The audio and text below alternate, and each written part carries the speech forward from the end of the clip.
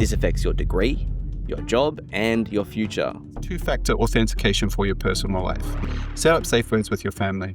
Because if a clone voice of a loved one calls you at 3 a.m, desperate and asking for help, I'm speaking for myself. I'm reaching for my credit card. Anthropic's Dario Amodi came out this morning and said that AI could wipe out half of all entry-level white-collar jobs and spike unemployment to 10 to 20% in the next 1 to 5 years. Welcome to Adjunct Intelligence, the podcast that ensures you remain the human in the loop in the fast world of artificial intelligence and the potential impacts on higher education. This is the first episode of June. On today's episode, is your job at risk? What does career readiness actually look like for students and universities in an AI world? Plus, deepfakes. And what can credit card companies teach us about agentic workflows? My name is Dale, AI enthusiast, and I'm joined by Nick McIntosh, learning futurist. Nick, are you well? Really well, thanks, mate. How you doing? I was very optimistic last week, a lot of announcements, a lot of excitement. This week, the dust has settled and I'm coming to terms with what has been announced, and I've gone a little bit more towards the dread. But before that, let's jump to the news. Leading the news today, TEQSA, Australia's HE watchdog, is pivoting in its strategy on generative AI. This is a move that seems to echo a wider sentiment across the sector. CEO Dr. Mary Russell has signalled that after nearly 4 years of an educative-led approach, helping institutions get the collective heads around these AI risks, the agency is shifting to more of a regulatory-led model, expected by early 2026. This change stems from the view that the dangers of AI, especially to assessment integrity, are now generally widely understood. Or at least maybe better understood. As a result, institutions will be expected to actively demonstrate how they're managing these risks and ensuring compliance with the national quality standards. So probably no change there. Sounds like for me, there's going to be a much closer lens on those AI safeguards. And yeah, look, obviously this isn't happening in isolation. As we discussed last week, there's been a bit of a sea change in the conversation around assessments and AI in higher education recently, evolving from simply discussing how to adapt assessments in the face of AI towards a more fundamental and urgent focus on assurance of learning. And it seems that TEQSA has got the memo on this broader trend and is now aligning regulatory muscle with it to ensure that these deeper changes take root, beefing up the integrity of Australian qualifications in this new AI era. Also one to watch, Claude 4 and Google's Gemini. The dust has cleared, and across X and YouTube and all the other social media platforms, there's so many brilliant case studies showcasing these powerful new tools and terrifying video concoctions. We're going to bring you that a bit later on. This is Google's video platform, and the results are fascinating. It's an interesting thing to consider with Claude 4 Opus. It's the self-proclaimed best coding model at the moment, and benchmarks suggest that it is actually right. The magic there is it's able to sustain performance, and by that I mean it's going to keep working at a task. The new model can handle larger, more complex projects for about a full workday, operating independently. Workday is really interesting there and doing some really heavy lifting around what that means for coders and people who have that job. You remember a few years back when earlier models of these things, they got distracted and started looking at pretty images. They started to Google like nice landscapes. This one apparently not so much. Anthropic swears it's not about replacing humans, but doing the mundane tasks that humans don't want to do. One of those mundane tasks may be actually about blackmailing you. That's right. In a test scenario, Anthropic put Claude Opus 4 in a simulated company environment where it learned it was about to be replaced. The AI was given information about an engineer's affair and faced a choice: accept deactivation or attempt blackmail to survive. And when tested, Opus consistently chose blackmail, threatening to expose the affair to preserve itself. Bit scary, isn't it? But not to shy away from a benchmark, OpenAI's new O3 model isn't actually far behind this similar concerning behavior, I might say. OpenAI's latest ChatGPT model apparently resisted shutdown commands and bypassed deactivation protocols, according to AI researchers. A test by AI safety firm Palisade Research showed that the O3 model could modify its own shutdown script during math problems to stay active. Probably one to watch, and I think big call out, these are in testing situations, so not the consumer models that we're often faced with. Also this week, the United Arab Emirates announced ChatGPT for all of its citizens. Now, ChatGPT is open to all, even without an email, so you can actually use it. But the real magic and benefit of these platforms, particularly ChatGPT, is the paid model. So that's ChatGPT Plus. Giving this to all citizens is a very interesting move. This is the first project for the OpenAI for Countries initiative that we spoke about from OpenAI, I think about in episode 1. There's really interesting conversations to be had here when AI tools become a service or a utility similar to the internet and electricity. Yeah, look, it brings to mind an idea that Sam Altman spoke to around this time last year of what he referred to as universal basic compute. So apparently Altman has long been a fan of UBI, And I think it looks like at least he sees this as an extension of that. He spoke about it in the context of some future GPT-7 model. He said, everyone gets a slice, they can use it, resell it, donate it to someone to use for cancer research. My own take, interesting idea on paper, but I'd definitely rather see it as part of a wider move into ideas like universal basic services. I mean, you can't eat compute, right? So not 100% sold on this as a medium of exchange. We recently spoke about agents and agentic workflows in the React framework, which is agents should be able to be given a goal, reason about that goal, act using tools, and iterate till it gets a result. But what does this mean to interact with the real world beyond automations? Well, Visa, yes, the guys who do the credit cards and everything, they painted a world where I can actually see it working. It's the first use case. I can go, aha, this isn't just personal assistance. So imagine you're telling an AI assistant, buy me a vacation under $2,000 and having it actually pull the trigger on bookings. Here's the quick version. You tap your card, you give your AI a unique shopping token, you set up some spending rules, and then you let it loose. This tech could work like an Apple Pay, where they would see the token, not the actual card details. So there's a bit of security interest there. You'd pre-approve the spending limits and decide that where you want that human sign-off. It's where I'd probably put another R on the React framework to shout out rules or constraints in this situation. This also led to me consider Harvard Business Review's article from Blair Levin and Larry Downs and the ask for fiduciary accountability and to consider how these agents could be hacked, either directly or through the same marketing techniques that kind of fool us as humans. They point to the Spotify DJ example. Everyone who's got a Spotify account may have played with this. It's a DJ that's powered by an AI voice that leads up next songs. It's effectively white labeled and personalized to an algorithm. But perhaps what if it starts suggesting music from an artist who's paid the most to be there? It's a different type of world. To be honest, I think this will likely be the barrier for agents to really taking off and being more meaningful than just a lot of these personal assistant solutions that we're currently seeing. Will they actually act with your best interest? Are they loyal? Or at least do you have transparency knowing where their loyalties lie? So is it transparent? All things we need to consider as agents take off. On US courts and AI Lab's responsibility for AI hallucinations, a radio host was falsely accused of embezzlement and fraud and sued OpenAI for damages. The court emphasized that ChatGPT explicitly warns users about the potential inaccuracies and that reasonable readers would not interpret its outputs as factual statements. This is the first court decision directly addressing an AI service's responsibility for hallucinations. The court's main reasons were that the plaintiff couldn't prove OpenAI acted with negligence or malice, and importantly, that ChatGPT explicitly warns users about potential inaccuracies, meaning reasonable readers shouldn't take its outputs as undisputed facts. I mean, who really reads the user terms of engagement, right? Any number of users are using AI like an oracle, potentially overlooking or underestimating these disclaimers. And frankly, this just further underlines the need for greater literacy training. I would say more such cases are on the way. They're to be expected. And it will be really interesting to see what the EU does in this space with their higher threshold, higher standards, GDPR, and everything else. EU has been a lot further along on this and a lot further along in tech in general. Yes, you're right. They're probably one to keep an eye on. Two more things I want to point out before we run into our deep dives today. There's been so much media around the challenge AI is giving education.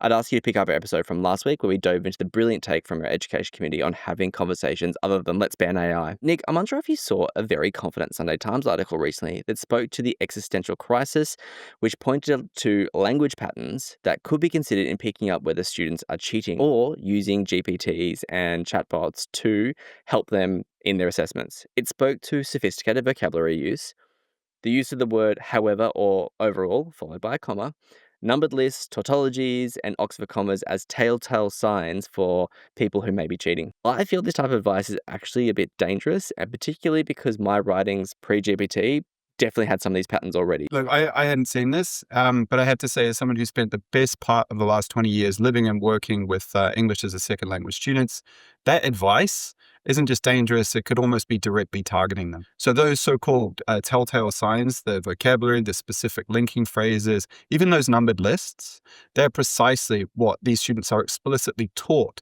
to elevate their academic language and academic English, I should say, and meet university standards. So at base, they risk being penalized not for cheating, but for applying what they're being told they need to do to succeed. I mean, and this isn't nothing either. This isn't just a factoid in a vacuum. Even a false accusation can have potentially devastating academic, emotional, personal consequences for these students. I want to call out here Dr. Sarah Eaton. I think she's at the University of Calgary, who has done absolutely fantastic work on this very issue, just eviscerating, tearing apart these kind of superficial detection ideas. Her research and the commentary she's done around this, a collation, which hopefully maybe we can link in the show notes, really underscores why we need more nuanced and fair approaches here. And finally, a tweet I love this week from Stephen Chicharelli, and I hope I'm pronouncing that right, from St. Peter's University in New Jersey. He's doing the media rounds at the moment and appeared on Fox and Friends recently. His tweet said, "I just failed a student for submitting an AI-written research paper, and she sent me an obviously AI-written email apologizing, asking if there was anything that she can do to improve her grade. We are through the looking glass, folks. All I'm saying there is the challenge or the existential crisis continues." You can find links to all these great developments in the podcast show notes and in Nick's weekly newsletter available through LinkedIn. Let's head to the deep dive. All right, so let's talk deepfakes. So I was an early Mid-Journey adopter, and I mean, it was great fun, especially things like that whole make me a picture of a bunch of frogs, and then make them angrier, know what I mean? It was good times. Look, in a similar vein, you quickly learned that you could make fun pictures of politicians, for example. So case in point, I used to have this go-to slide I used in talks, which were of Biden and Trump on bikes in the sun, sharing an ice cream or two, just the best buds, you know? Never failed to get a laugh during talks. I mean, these were simpler times. I kind of liked how absurd they were. Like, it was nice that they were absurd because anyone with enough IQ points can take a deep breath and kind of go, oh, what a funny concept for that to happen. And this is for sure fake. But as we enter season 2026 on planet Earth, the writers have been throwing more and more kind of absurd storylines at us. And it's kind of, the lines are blurring. Also, this technology's scaled up a lot. And it's really hard to tell the difference between what's real and what's fake. So this time last year, so British engineering firm ARUP, I want to say AIUP, so the people who built the Sydney Opera House or designed, they got conned out of 20 million pounds. So we're talking 41 million Aussie, right? So how? An employee joined what they thought was a video conference call with senior colleagues. Okay, everyone looked real, sounded real, acted real, but they weren't. The whole thing was a deep fake. And in 15 separate transactions in one morning, the employee transferred all that money, 41 million Aussie out, right? Around the same time, you might remember there was a spate of pornographic Taylor Swift deepfakes going across Telegram, other messaging apps. Biden, around that time, robocalls spreading lies throughout the American New Hampshire primaries, right? And here's the thing, 2024, the platforms actually tried to do something about it. So Meta, in particular, brought in stricter rules around AI-generated political content. And this was perfect timing as well, because 2024, you may remember, was the year of democracy. Over 70 countries from memory, half the world's population voting. But we're in 2025, and here it gets depressing, right? Because all that's gone now. So Trump's back, Zuckerberg bent the knee, and we're back to the free speech that he's sort of guaranteeing on his platform, which means apparently anything goes. And that brief moment of platform responsibility is effectively over. I mean, Dale, what do you think of this 180 from these platforms? Are we basically on our own now? I'll preach at you for a second and just talk about how important education and critical thought is. It's probably never been more important. If there's one thing we need to continue kind of teaching in school and bring through is tools and techniques to question and form your own thought rather than just trust what you're seeing. Seeing isn't actually believing anymore. Or seeing may be believing, but believing actually isn't the problem. So ensuring your information diet is balanced and robust, it's probably never been more important. And that starts from the classroom. And I think a really good exemplar of that was the Hollywood fires, the fires in California, Los Angeles earlier this year. I don't know if you saw those images of the Hollywood sign burning. So shared thousands, possibly tens of thousands of times. Genuinely terrifying people, except they were fake. These were deep fakes spreading faster than the actual news. And when, as so many are these days, you're getting your news from social media, as you say, how do you tell the difference? The thing that really keeps me up at night is deep fake porn apps in high schools, right? So students creating explicit content of classmates, of their teachers, not just high schools, but beyond. I mean, but the psychological damage that we're talking about here is absolutely unthinkable. And really sort of begs the question, how schools even begin to handle this? With great difficulty. Like, that's the simple matter here. They were barely able to handle the social media storm. And this is on a whole other level of what they're doing. As a father of girls and as any parent of any child would be, it's an issue I'm like terrified about of addressing. Mobile phone bans and the social media age gate coming to Australia soon, controversial as it may be, it goes some way to stop this at the distribution point. But there's always going to be more to be done in this space. So the thing that's brought this imperative about is just the speed with which these things have moved, right? Because just a few years ago, I don't know if you ever played with Synthesia. I mean, this is a video generation platform with avatars that they were fake. You knew it. It was impressive, but it had that baked in uncanny valley effect. Then HeyGen and 11 Labs came along, right? So text to video and a voiced cloning tool. These were much, much better. These could even handle different languages and capture some of the timbre, the tone of the voice. But then the list of languages was a bit limited. So in a moment, trying to show off to some colleagues around this time, 2024, I cut a demo of me, speaking some Vietnamese. And they memorably described it as like someone had given Google Translate to a cat, right? It's a bit deflating, really. But even when I tried to dub it in English, right, it couldn't handle what's left of my New Zealand accent, right? I sounded like some sort of off-brand, like British RP, which I'll take. It's useful, but leave me a little bit of my culture. Things have changed, right? Because now we have things like Tencent's Hunyuan video generator, open source. This takes real-time deepfakes with perfect lighting, with seamless integration. But if people want to try it out for themselves, I really recommend having a go at the Civ AI deepfake sandbox, right? So Snapchat filters on steroids, pretty much. The step change is enormous because Snapchat has that sort of that flatness to it. But what we have instead, I've seen people with torches. These things be light responsive. So I'm shining that sort of light across my face and it'll capture the contours of it. And it's responsive in real time. Put that on a video call.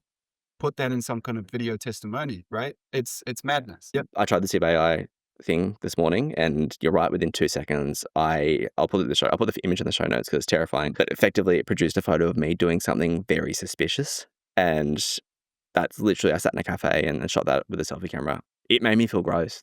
It's not good. Mate, I'm looking at it now. You need an alibi for whatever you're doing last night. 100%. But this is a podcast about education, right? So let's pivot to that. What does this mean for us in education? Well, it's not good news. I mean, first of all, academic integrity, this is potentially problematic, to put it lightly.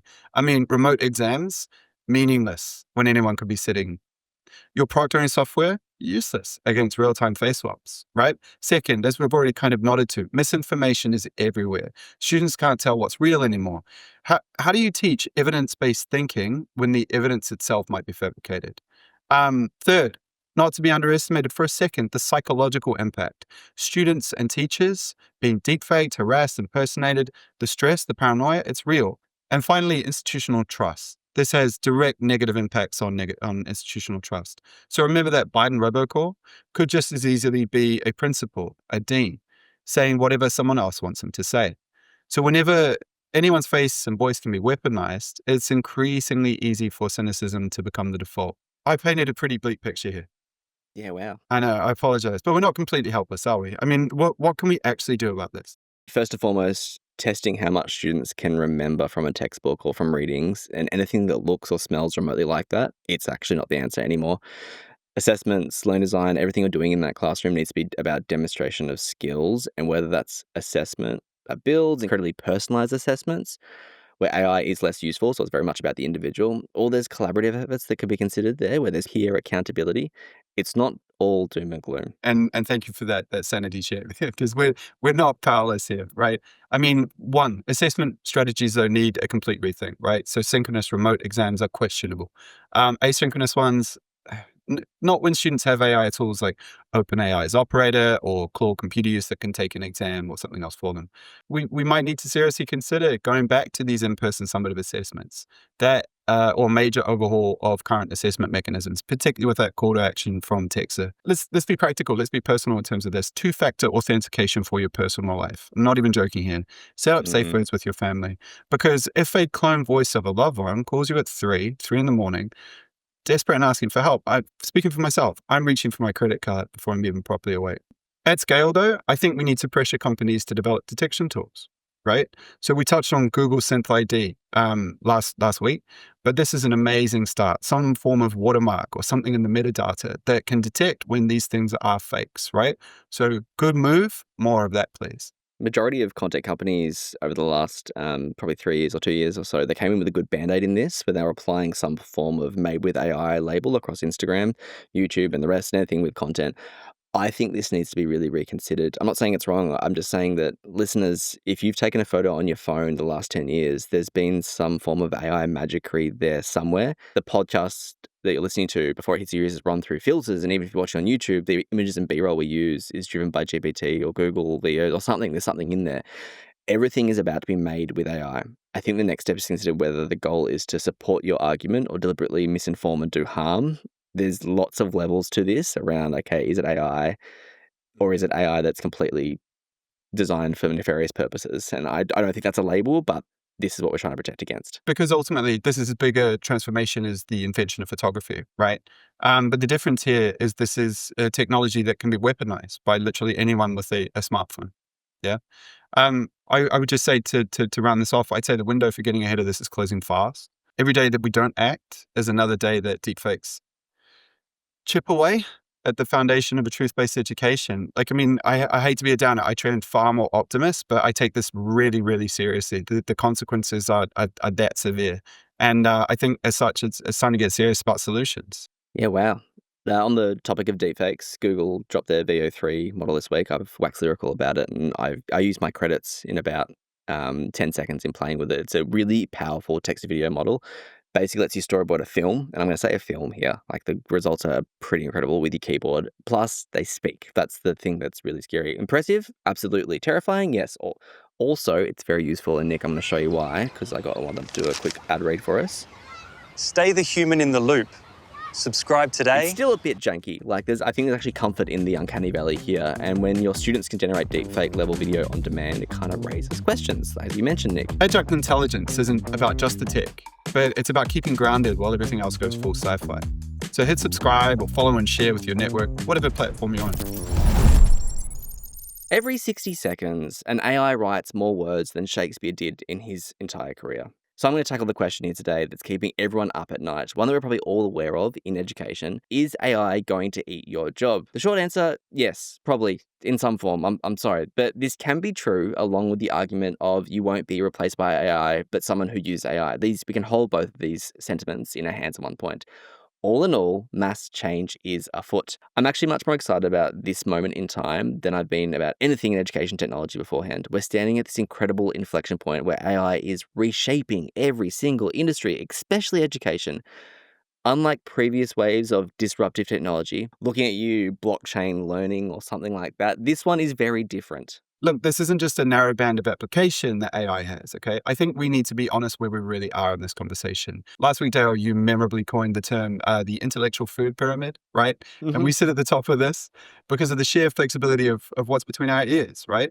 But all signs point towards AI matching, even exceeding that same flexibility with a deep library beneath it of the sum of human knowledge, right?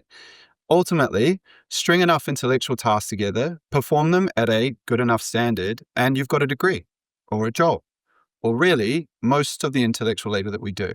It's early days, but that is the uncomfortable trajectory that we're on. As Carl Iacano put it, and this is 2 weeks we've quoted him in a row now, from Charles Sturt, these AI systems aren't just about matching human capability, they're systematically outperforming most of us across countless domains. I don't fully disagree, but here's the humanist viewpoint. We still have the edge in ways that matter for employment. I'll be honest, the data's shocking.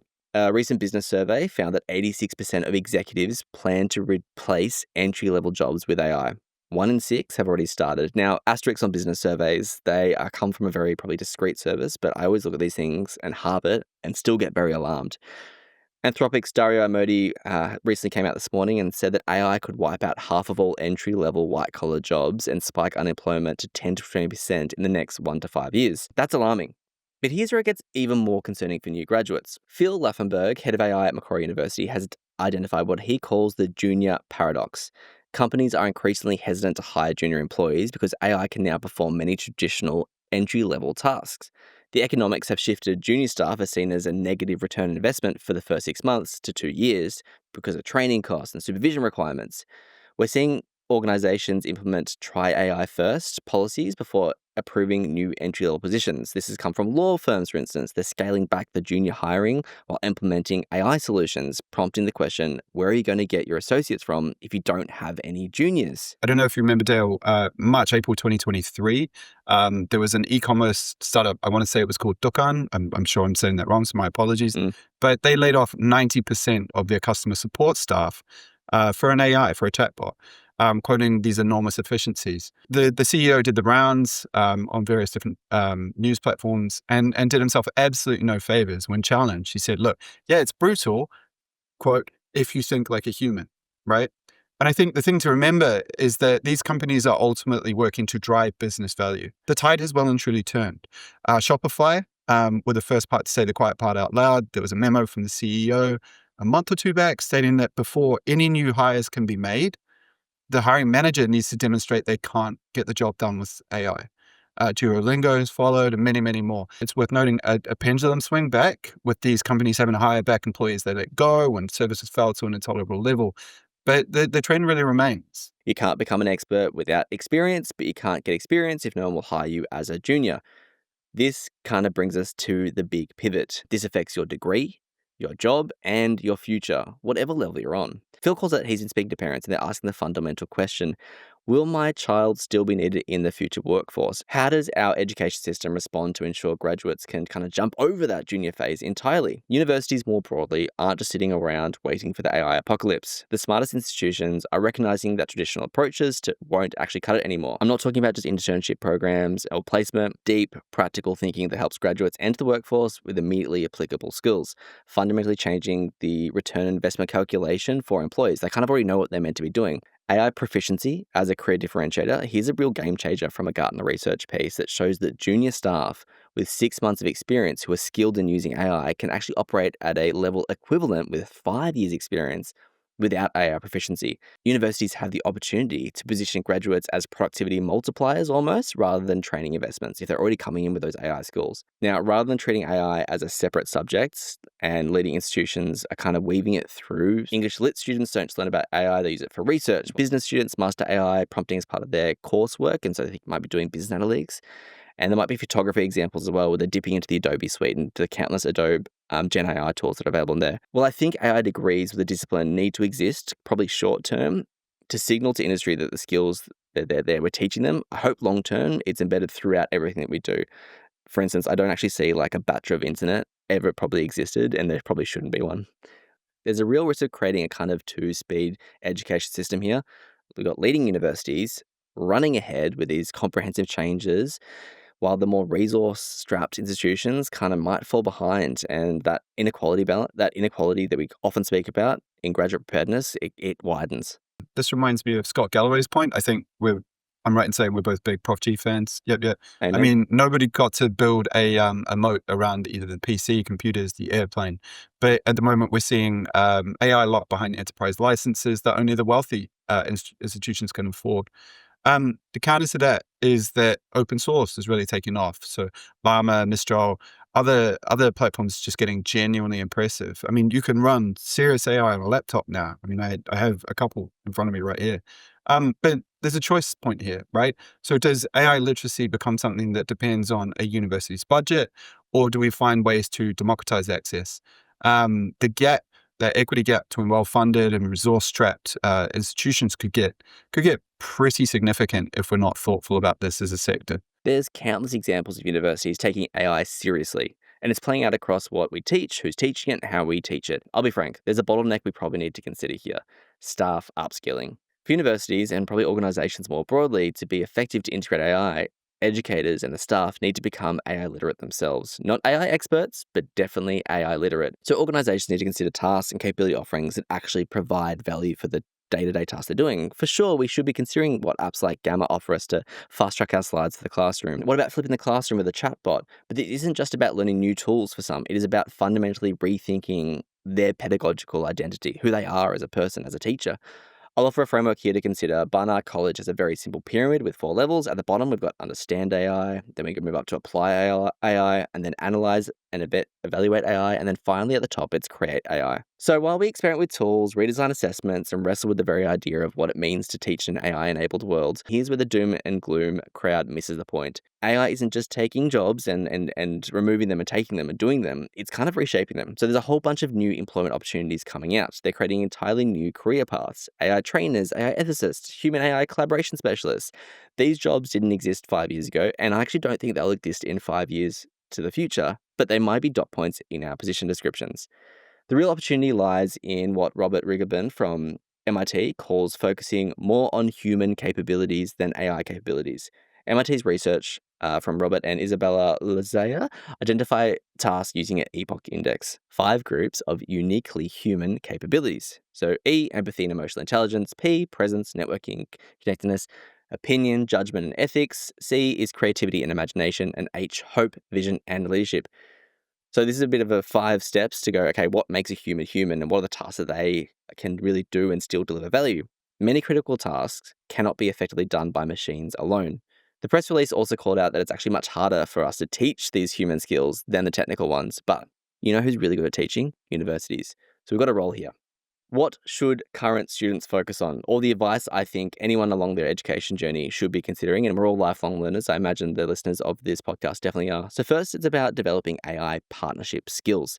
Don't just use ChatGPT to respond to the essay question. Learn to be the skilled guide for your AI tools. Understand their strengths, their weaknesses, and when they're completely wrong. This is becoming core curriculum, and we'd be really silly not to kind of pick that up. Second, double down on those epoch capabilities. Critical thinking, creativity, emotional intelligence. These aren't just nice to haves anymore. They're a competitive advantage in an AI-saturated job market. And so consider the extracurricular activities that boost these and allow you to stretch that muscle. Third, build deep domain expertise. Ethan Mollick constantly emphasizes this, and rightly so. AI tools are most powerful when they're wielded by people who actually know their fields. Your subject matter knowledge lets you apply AI effectively and catch its mistakes. You actually can't evaluate AI. If you go back to that pyramid, you can't actually evaluate AI outputs if we don't approach them from a foundation of real expertise. I'd just add one quick thing. It's a permission structure for students to make mistakes. As you said, I mean, we're all figuring this out together. And the students who are willing to try these tools, to fail, to learn, to iterate, they're going to be the ones who thrive. Myself, I've been lucky enough to work with some fantastic ones at RMIT on courses developed by students for students that really start to build that permission structure. Also, while we're here, want to call out the University of Sydney's fantastic generative AI course built in that very vein and open to all. We'll put that in the show notes. AI isn't just about shifting what it means to be career ready.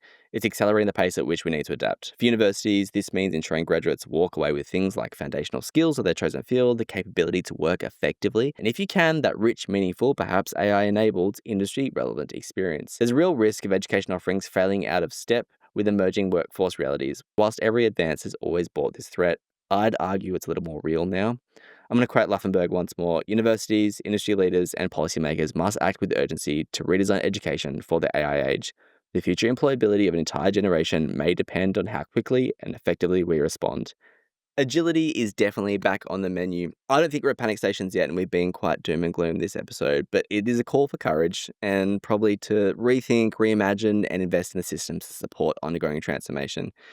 Ultimately, education can be life-changing, let's be honest, is why we work in this industry, and I think universities are not just preparing students for their first job, we're equipping them to thrive across a lifetime of change. Well, listeners, thank you very much for listening. If you haven't already, please leave us a review, share around within your networks, and most of all, hit subscribe on whatever platform you are at. For those watching on YouTube, we are also on every single podcast platform, and for those who would love to see our faces, you can also find us on YouTube too. We'd love to tell you what's on next week's episode, but it's a world that still moves way too fast, so you'll just have to tune in. Until then, stay curious, stay the human in the loop, and we'll see you next time.